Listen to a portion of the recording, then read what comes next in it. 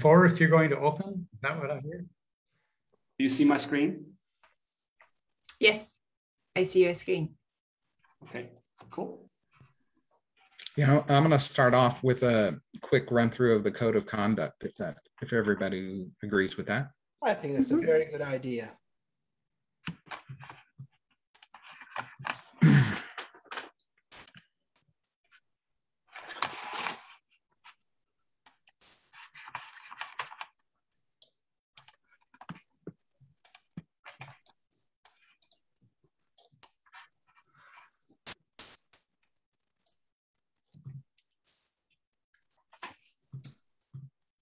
How many slides, Forrest? About 5, okay. But I'll try to go very fast. Okay. Oh, we had about 15 minutes. Oh, not Forrest, sorry. Forrest has a few slides. You had me worried for a second there. You were talking about a plenary. No. I have to go really fast.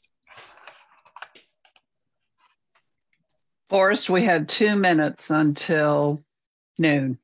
Okay. I think I'll try to start right at noon. Thank you. That's good. By opening things up now, we won't have that delay. So at noon, if everyone's on, they'll be on.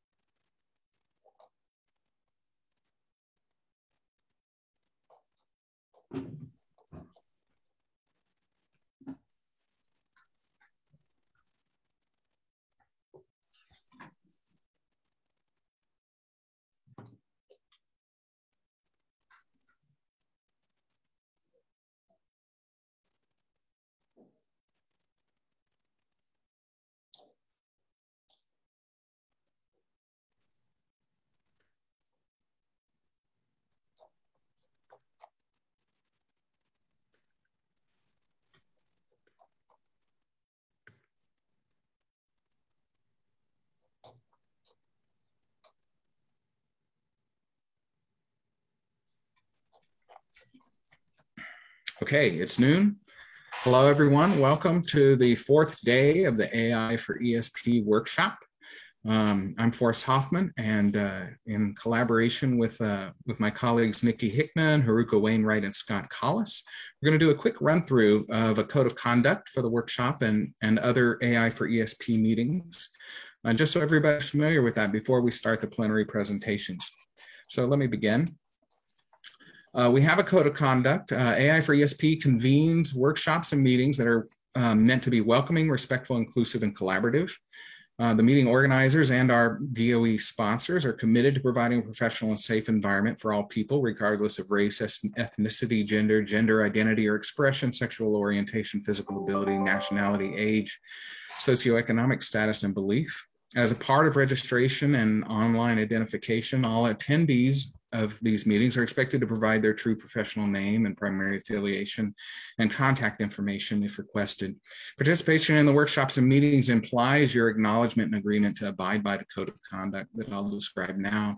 We have a list of expected behavior that includes demonstrating respect and consideration for all people, communicating openly and thoughtfully with others, listening well to others, and being considerate of the multitude of views and opinions that are different from your own. So we welcome a diversity of voices. Please be respectful in discussing and debating ideas and demonstrate that differing perspectives are valued. So critique ideas and not people. Be collaborative and mindful not to exert dominance over others due to relationships, positions, or experiences. And consider these factors when communicating with others. Be mindful of your surroundings and your fellow participants. Remember that at least DOE trained staff have stop work authority. So if there is a dangerous situation or a safety concern that pops up, they can declare stop work and everyone must stop. Report conduct concerns to an event contact so that the concerns can be addressed responsibly and in a timely fashion whenever this occurs. There are some unacceptable behaviors, intentionally talking over or interrupting others, Please try not to favor those participating by video or other means or in person. Don't engage in biased, demeaning, intimidating, bullying, coercive or harassing or hostile conduct or commentary, whether you're being serious or in jest. And that includes all on-site, online, or social media venues. Don't engage in physical or verbal abuse. Please don't offer unwelcome attention or engage in a kind of stalking behavior, either in person or online. And don't retaliate against or disadvantage anyone for reporting a conduct concern or assisting in its resolution. Do not disrupt an event, disallow participation by others, or engage in harm or threats of harm. And please don't knowingly violate copyrights or copy presenter information without their permission. Anyone requested to stop unacceptable behavior is expected to comply immediately. After complying, of course, they can raise questions or concerns with an event contact. Anyone violating the code of conduct may be removed from the current meeting, and repeated egregious behavior can result in bans from future meetings or other sanctions. If you feel that you're the subject or you observe unacceptable behavior, please contact either the core team, whose information is down below, your lab point of contact or ethics office, or any of the DOE management team. And please maintain confidentiality of your concerns while they're being addressed. If the behavior constitutes any immediate or serious threat to public safety, as always, call 911 and notify local security authorities. Again, the list of people to contact here are down below. And if there are any questions, please raise them now.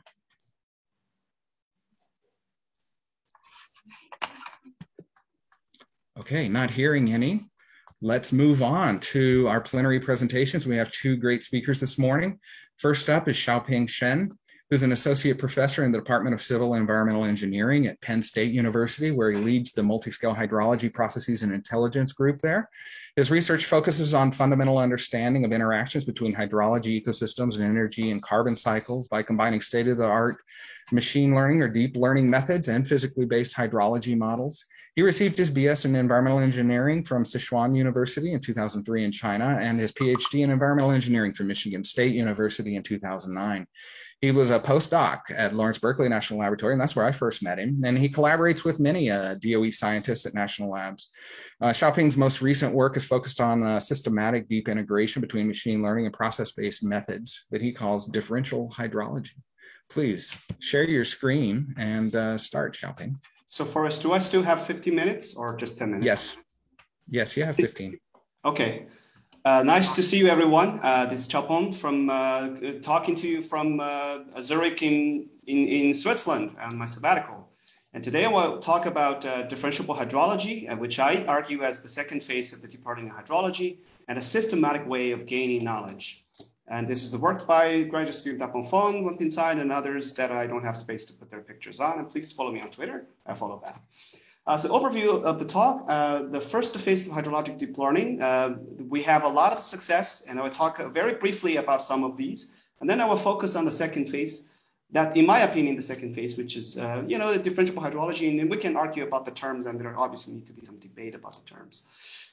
The first phase of deep learning hydrology is the purely data-driven machine learning applications. And I think we all know that there's a diverse set of applications ranging from soil moisture modeling to stream flow modeling to chemical species such as dissolved oxygen to snowpack, water temperature, sediment, a range of very successful applications. And a architecture that we all, most of us have heard about is this long short-term memory. It's essentially a self-trained memory system that when you fit in your atmospheric data and static data, and the output of that STM is matched with the observations to calculate the loss function.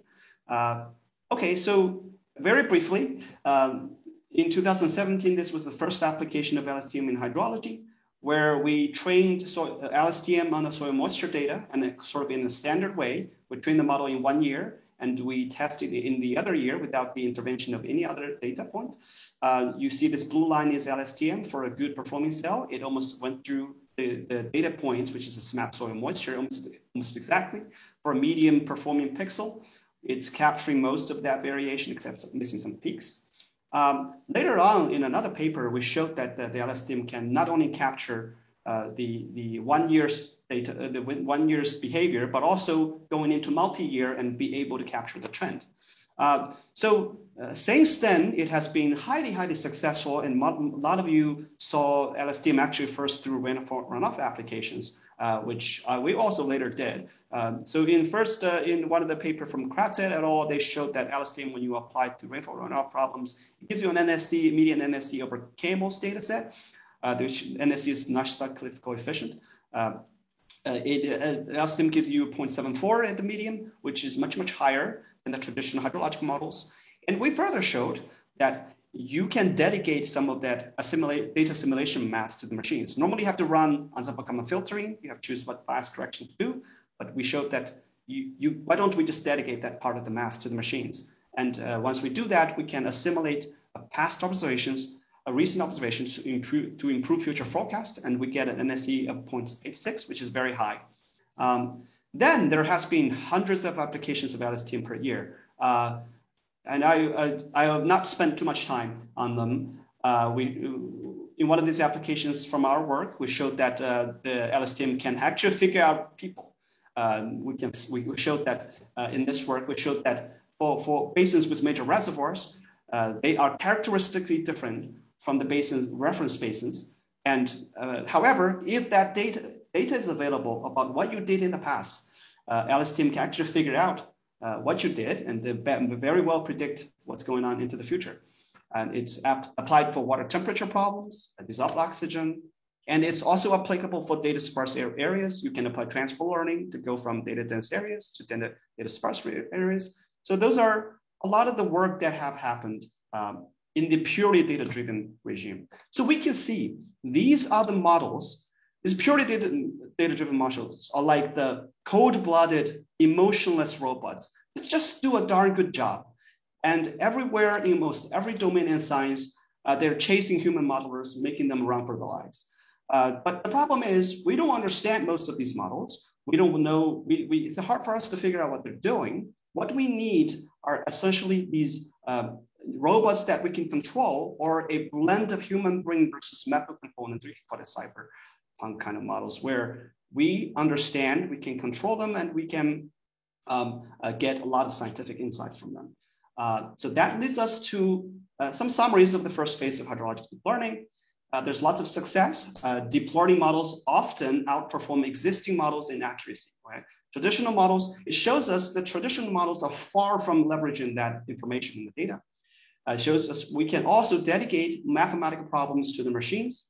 We should not make assumptions about applicability or inapplicability. It's just showing in long-term trends or data sparsity. And with some adaptations, deep learning can offer an ecosystem of applications.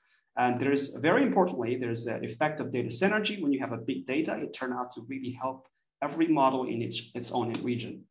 Okay, but there are also lots of lessons we learned. The deep learning is very difficult to interpret. We must be careful with the interpreting models as causal relationships. We ran models with or without land use, and turns out they behave the same well. So we have to be very careful about interpreting those relationships, especially the spatial attributes. Inserting physical loss I recently came to understand that the inserting physical loss may or may not help, because you have to really find a sweet spot. Where you have too much data, machine learning learn everything by itself. If you have too little data, you have to be very darn sure that the physical loss you impose is correct. Otherwise, it's going to mislead the model. But the deep learning models are also limited by a range of issues from their training data. For example, availability. A lot of the variables we can't observe. The limitation with respect to resolution, accuracy, scale, and intermittency. So that leads us to the second phase of the machine learning, which I call differential hydrology, and we can debate about the terms. What is differential hydrology or differential geosciences? Here I'm talking about learnable, interpretable process-based models that can simulate major processes in the hydrologic cycle or in geosciences in general, with on-par performance with deep learning models. So we do not have trade-offs on the performance. It's different from physics-informed machine learning. So I think the way I think about physics-informed machine learning, you add physics in order to improve the generalizability of machine learning. And here you end on machine learning, which I think is not correct, because machine learning is a means to an end. It should not be our goal. We should end on physics. The aim should be using machine learning to our physics with our science. in differentiable hydrology, we extract the most powerful components of AI and marry it with our process-based models. We learn from the grandmaster, which is the deep learning models, and improve our understanding of the system from big data. So the first example of this is this differential parameter learning work that just came out in Nature Communications 2 weeks ago.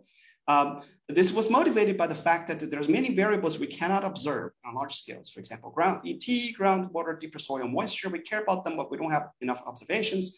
A lot of times we calibrate our models to confront the model with the observations. However, I'm promoting this concept of differentiable parameter learning. Okay, so we're moving beyond parameter calibration. Okay. Kind of the first example we run is that we calibrated the variable infiltration capacity, BIC model, using SMAP soil moisture data or streamflow data and an LSTM-based DPL algorithm. And the algorithm looks like this. It's complicated, but just focus on the panel B here. Essentially, we train a neural network that is a mapping relationship from some static attributes to some generic parameters. So the attributes can be, soil texture or land cover or land use. And then these parameters are then fed into the process-based models, which outputs various different things that are compared with the observations to calculate the loss function. The unique thing here is this whole framework is trained in a machine learning way by gradient descent and the backpropagation. And in order to support that, this component has to be differentiable. And this is where most of the model becomes a barrier. Okay. In another variant, we actually have historic observations and responses that can go into this mapping relationship. But that's another story. Okay. So in a lot of times, the barrier to this training via gradient descent is that the process-based model, if you implement it in Fortran LC, it's not differentiable. Okay. So you have two choices. Either you re-implement your model on a differentiable computing platform. Okay, not differentiable now, okay. So now you have two choices. Either re-implement your model on a differentiable computing platform such as PyTorch or TensorFlow or Julia, or use a differentiable surrogate model. So here, in this case, we train a neural network as a surrogate for that process-based model. And the only purpose of that surrogate model is to mimic that dynamics of the full process-based model. And because it is a neural network, it's already differentiable. It allows the gradient to pass through. Okay, so we train a surrogate model and plug it in here, or you can directly implement it, okay? And we train the whole thing using gradient descent. And the thing that you actually train are the weights in this neural network. Okay, all right, so we showed that so very quickly, so it was because of time constraint.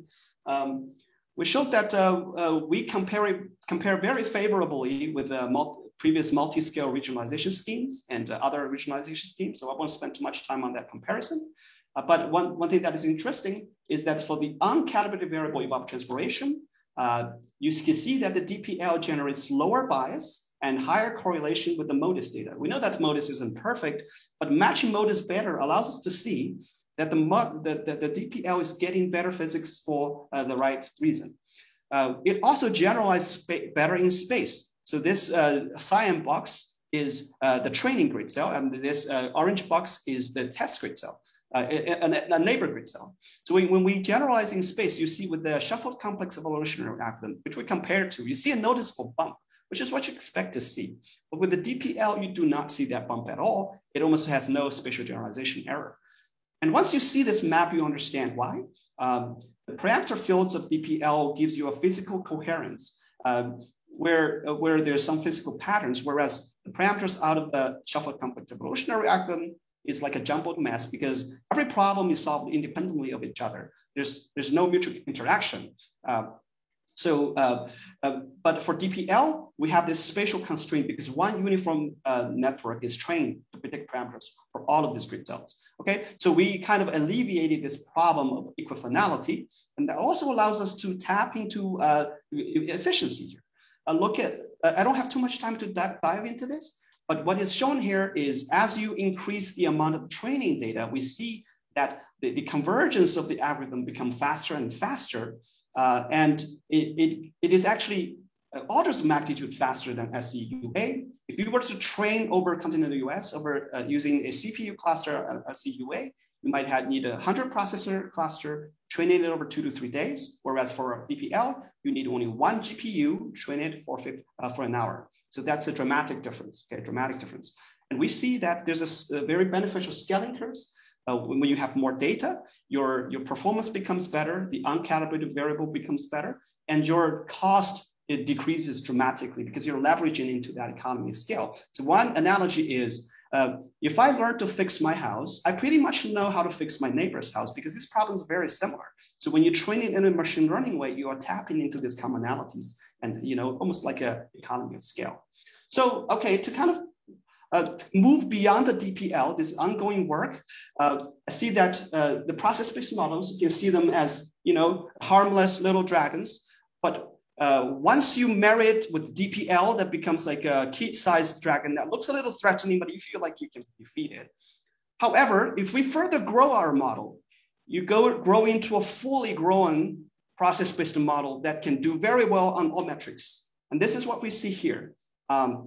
We see that this is a traditional regionalization scheme. This the green line is the LSTM, and the here between is the DPL plus the process-based models.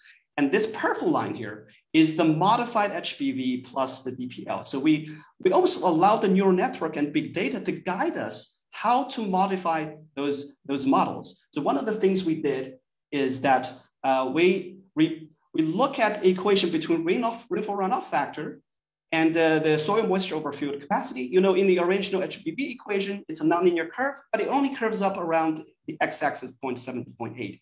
However, when we kind of throw that assumption away and let data guide us to get that curve, you see it wants to curve up way before 0.5. And this makes sense because you don't need to insaturate the entire watershed for runoff to occur, for fast runoff to occur. So this is actually a systematic approach for us to extract data of information from big data and distill it in a way that we can interpret, distill it into recognizable format of equations. And that's what's shown here. You can use in differential or hydrology allows you to do that.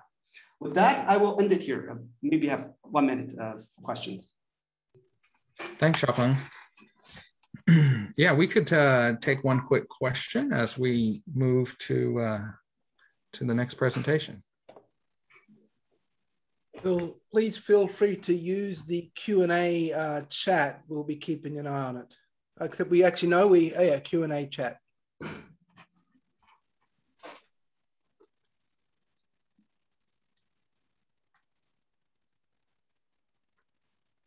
And we have no questions at the moment. No questions. Okay. Well, thanks, Xiaopeng.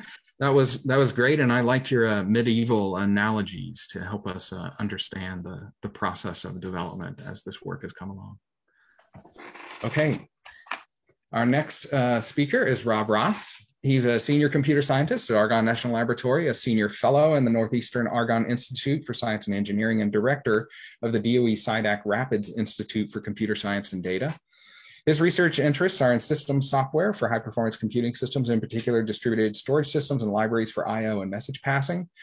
Rob received his BS and PhD in computer engineering from Clemson University in 1994 and 2000, respectively. And after joining Argonne, he received a Presidential Early Career Award in 2004 and was part of 2 teams that were awarded R&D 100 awards in that time. In January, he was named a recipient of DOE's prestigious Ernest O. Lawrence Award for his numerous and seminal contributions in high-performance computing. I've known Rob for quite a long time and remember when he joined at Argonne, because I was building Beowulf clusters and using PVFS back in the day. Yep. Back in the day. Thanks, Forrest. Take it away. I will. Yeah, so thanks so much. So I'm going to stay at a little higher level, I think. Thanks to the organizers for this chance to share some thoughts with you. I hope you can see the slides and hear me. Yep, looks good. Awesome. Okay. I am a computer scientist working in storage and data. I'm also presenting on behalf of the Rapids SCI-DAC Institute today. And that team is about solving computer science and data and AI problems for DOE science teams like those working in Earth systems. And so I'm going to be using some of their successes to highlight opportunities and challenges in this talk. First, I'm going to talk about some ways we've seen AI successfully employed in science workflows. And then I want to switch gears a little bit and talk about data and co-design as relates to AI in science. And like I said, I'm going to stay at a pretty high level, but I'm happy to follow up offline or more likely redirect you to the people that did the real hard work if you're interested in learning more. And just before I get started, I just want to take a moment to thank Lenny Oliker, who's our Deputy Director for Rapids, for all the work that he does to keep things moving along. Okay, so let's jump right in with a few examples of AI in science workflows. And my point here was really to try to highlight some different places where AI can come into play that maybe we haven't already discussed in the workshop so far. So the first is one that I know that we've discussed, which is using surrogate models to accelerate simulations, right? And in this case, we're looking at the application of deep learning to weather forecasting. And what we're doing is generating a surrogate model that replaces the boundary layer scheme. And the model is built with a knowledge of the relationships between the layers that allows us to dramatically speed up the simulation. And what this does for our scientists is allows them to have many more individual realizations in their ensembles than they would be able to otherwise, which gives us then a more complete view of the potential outcomes. So this is, I think, maybe the first thing that people think of when they think about applying AI in sort of these scientific workflows, but it's really just one way. We can also think about using AI in analysis or using learning algorithms in analysis. So this work emerged out of conversations with the fusion physics team at Los Alamos a few years ago. And in this case, we're looking at plasma confinement in tokamaks, so kind of a hot topic. Traditionally, this analysis is done using numerical integration of magnetic field lines, and it's computationally very expensive and fairly difficult to parallelize. And what the team out of Rapids found, working with the physicists, was that this combination of Henon maps is very effective in reproducing the maps that this team is interested in much more quickly than they could using the traditional techniques, while reproducing the primary physics constraints, which were this flux preservation. So I think this is a good example of AI on the analysis side, but also sort of physics informing the results.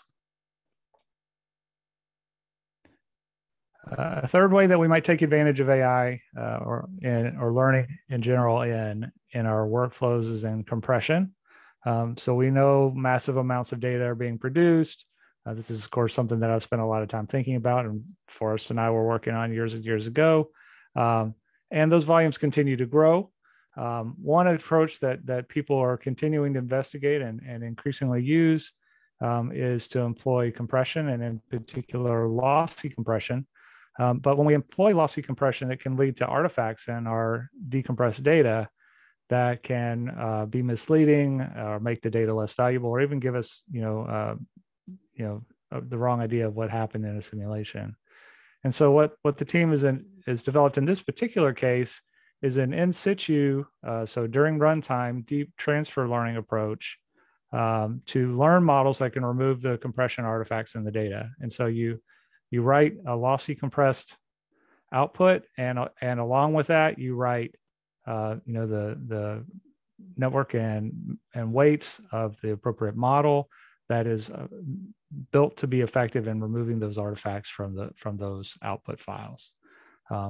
In this particular work, the focus was on JPEG compression, coming out of simulations that are generated by a hyperbolic PDE, and the work was well reviewed and showed good accuracy and efficiency compared to competing methods.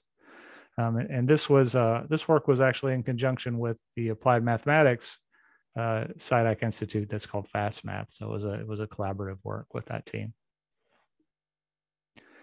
The third thing the last thing I wanted to mention was on this topic is understanding deep learning models. So, I think everybody understands that when we don't know how something works, especially as scientists, we can be pretty skeptical of what we get out of those things. And explainable AI is a huge topic in its own right. That's not exactly what this is.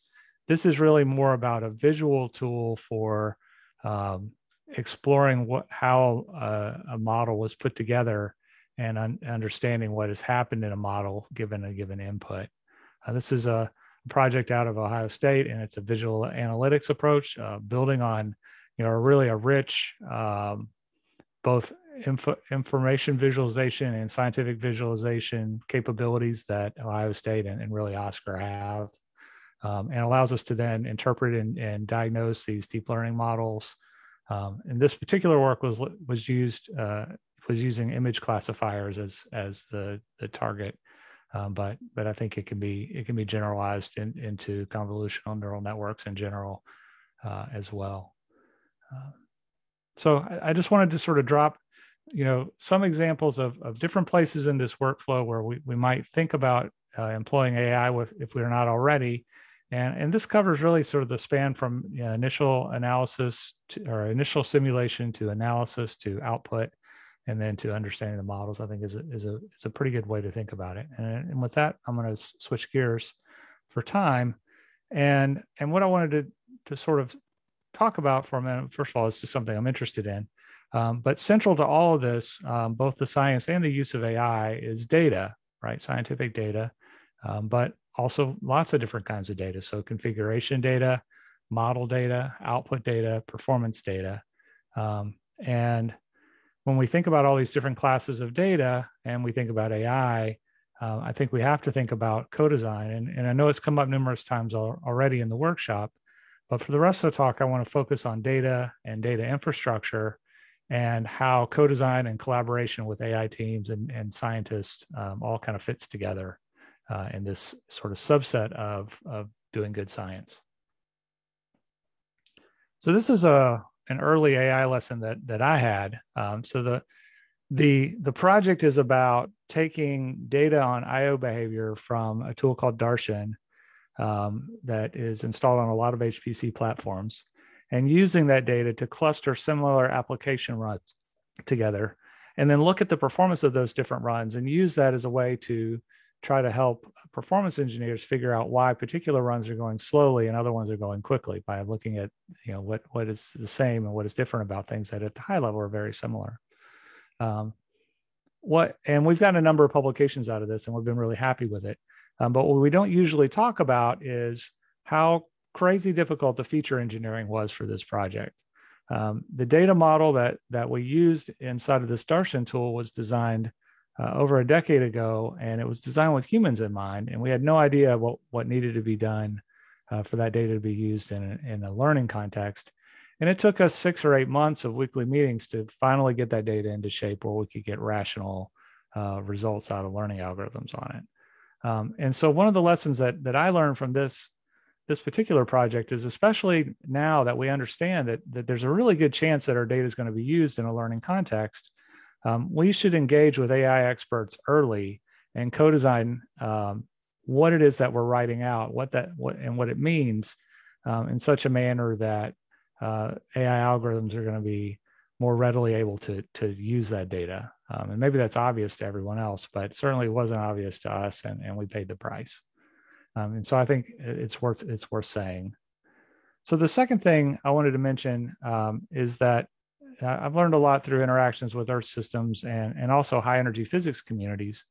And my interactions with those teams have given me a lot of respect for how much thought has been put into what to retain from simulations and experiments and how to logically organize that data for subsequent analysis. And I think, especially because those are larger communities, they do a very good job of that. And thus we see broad sharing of that data. At the same time, the organizations that those groups kind of concluded were good to use aren't always great when it comes to how they map into storage services, especially when we're on very large scale platforms. And the end result is that I/O can be a huge bottleneck, but worse, because there's such a great buy-in to the models and formats that they're using, it can be really difficult to adjust those models after the fact. And so What we're doing in this project is working with some Fermilab scientists to co-design a service that will manage data for high energy physics workflows that are running on HPC platforms. And so we pull in the data in whatever format it happens to already be in, and then manage that data over the course of the workflow and then allow output results to filter out. And in this way, we can retain the science organization and in fact retain all the properties of interfaces that they're interested in, but do that with a storage system that understands how to make really great use of the storage and networking technologies inside of these high-end platforms. And so this is really co-design of how you store and access data over the course of a workflow. And I think there's a lot of power in this approach as well. So we talked a little bit earlier about, or I talked a little bit earlier about applications of learning on the science side, but learning can also be used on the infrastructure side of these workflows. And so in this case, my Utah colleagues are using learning methods to identify kind of the periodicity of workflows. And by doing that, then they can schedule data movement during idle periods. And in doing that, that allows the underlying infrastructure to make use of limited resources like main memory for buffering of output, which can hide I/O and thus reduce application or workflow runtimes. And again, building this sort of capability is made a lot easier if the data infrastructure is already attuned to the workflow, so it understands the workflow as a whole, and also if the data infrastructure emits performance information in a manner that is readily ingested by AI methods, right? And so again, this theme of co-design that I think is incredibly critical. So almost done. So we'll maybe stay on time. One of the things that we find sometimes challenging, especially under the ECP project, is that we're rapidly moving from platform to platform right now. If any of you who are involved in that, so we're getting these test platforms that are meant to represent what's coming in Frontier and Aurora and so forth. And they sort of look like what's coming, but each time they're a little bit different also. And so, we get a new platform and we get on the platform and we say, okay, let's run some experiments. And then very quickly we realize that something about the way we configured things before is no longer accurate. And so what we're finding is that by treating that problem similarly to a hyperparameter optimization problem, we can find good configurations using AI tools, and in this case, a Bayesian approach. And furthermore, we have developed some methods for using transfer learning so that we can take some of the lessons that we learned from a prior configuration, whether that's a different workload or a different system, and use those to accelerate the learning on the next system.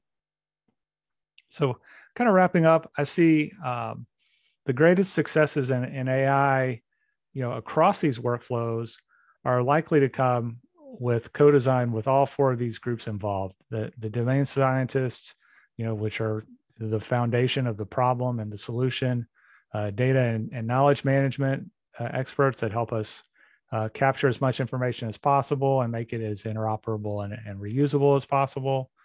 AI experts that help us make sure our data is well suited to automated use before we even start, really, and then help guide the application of those techniques.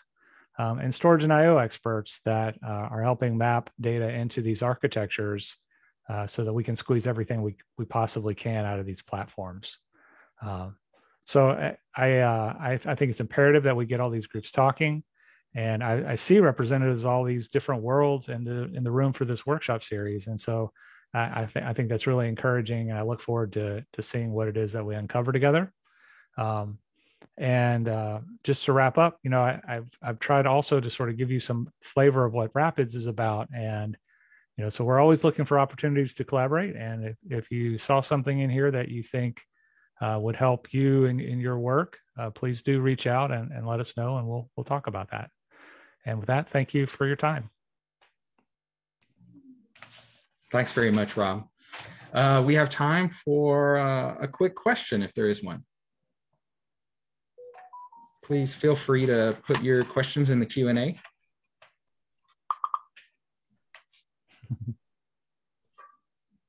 Very nice overview of a lot of work, Rob. And, you know, a lot of people don't think about the storage and IO challenges and workflow challenges associated with using the big models and even dealing with the data sets and the integration and synthesis that we have to do for the domain science. So it's great to have you, the Rapids folks, and everyone involved in this AI for ESP workshop. Our pleasure. Thanks.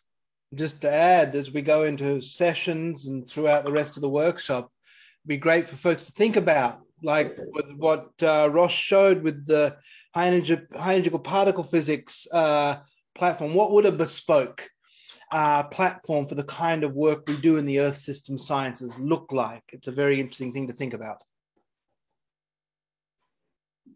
Okay, and with that, we'll wrap up because we want to start on time at 12:45. So now's your chance to have a quick break before we start the first breakout session, which I believe is on watershed science today.